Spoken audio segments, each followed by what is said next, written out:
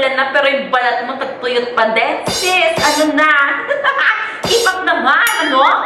Hey guys! Welcome back to my channel and welcome to today's video. If you're new here, I'm HelenOnFleek and I'm not your typical beauty vlogger.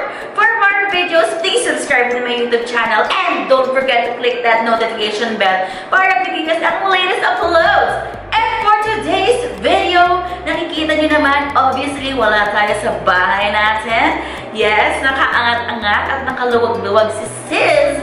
Today, merong mga get ready with me. And today naman, papakita ko how to unready. Yan. Mga ritual natin sa gabi bago tayong mag-relax ng tuluyan. So if you're interested on my nighttime routine bago ko mag-sleeping, please keep on watching.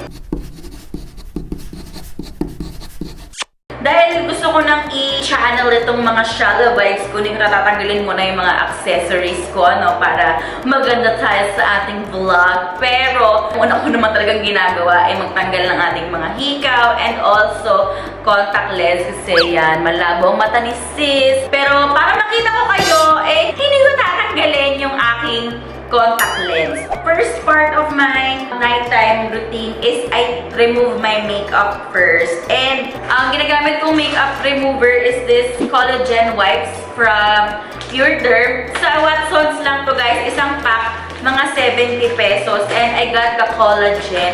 Ewan ko talaga sis kung may collagen ito, ano, pero nakakapag-remove naman siya ng makeup. Pero guys, tandaan nyo na, hindi porket ginamitan ko na siya ng makeup wipes, tapos na yung pagtatanggal natin ng makeup. No, girl! Talagang marami pang steps yan bago tayo talaga maging totally clean. And ang kaya lang kasing tanggalin nito yung mga concealer, foundation, tint. And kung mapapansin nyo nga, lalo na kung long-lasting yung tint nyo, hindi pa siya ganun kapalaban. May mga natitira pang mga pigments sa ating face. And also yung kilay natin, hindi niya naaalis.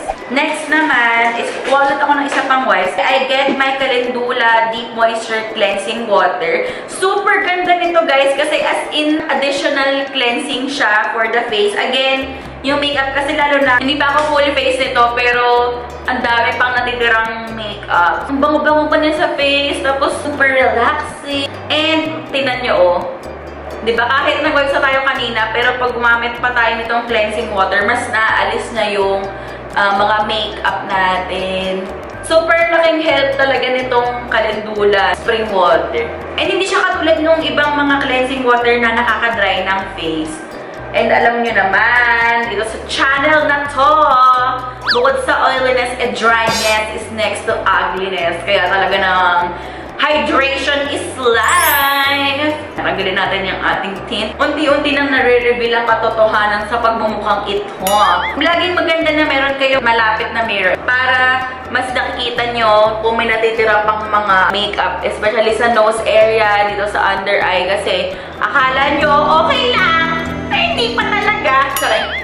So, tingnan nyo yung mga nakuha ng CALENDULA, ano, iba talaga to compared sa pag nag-makeup wipe lang tayo. Hindi nawawala sa nighttime routine ko tong thermal spring water. And then next is I get my cotton buds.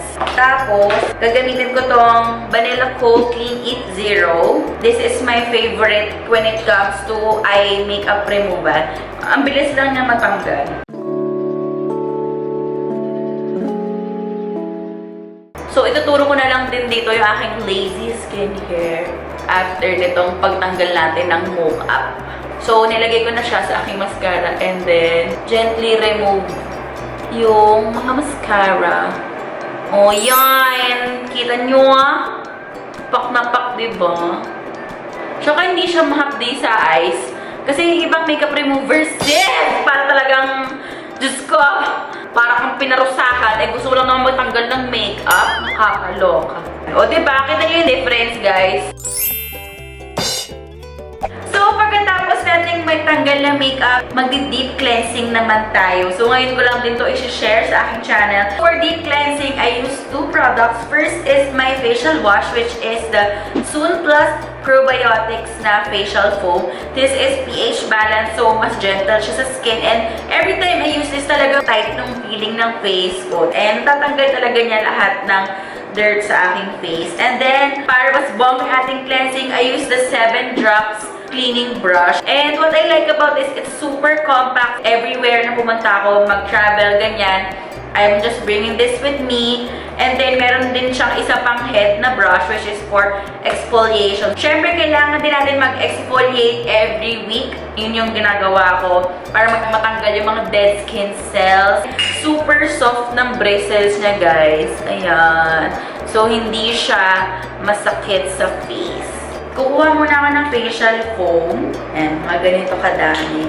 And then, i-wet ko yung aking face. So, lalagay ko lang yung foam sa aking face. So, instead of just using my fingers, igagamit tayo ng cleansing brush para mas ma-deep cleanse tayo. So, ayan. Super sarap sa face. I mean, girl, para ka nagpapa-facial, diba? Super relaxing pa. Basta mga facial, ginagawa din naman to. And this is super affordable, guys. Grabe, sobrang sarap talaga ng feeling sa face. Cleaning pa lang to, relax na relax ka na. Super sarap niya after a long day or kunyari, after na isang buong week mo, tas yung weekend mo gusto mong i-spend for yourself, for your me time. Maganda talaga tong deep cleaning ng face. Talaga namang wala nang bahid ng kahit anong makeup. I love it.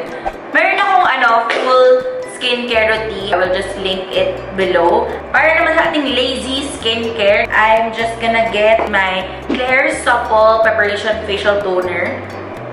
I really like using this kasi sobrang hydrating siya sa face.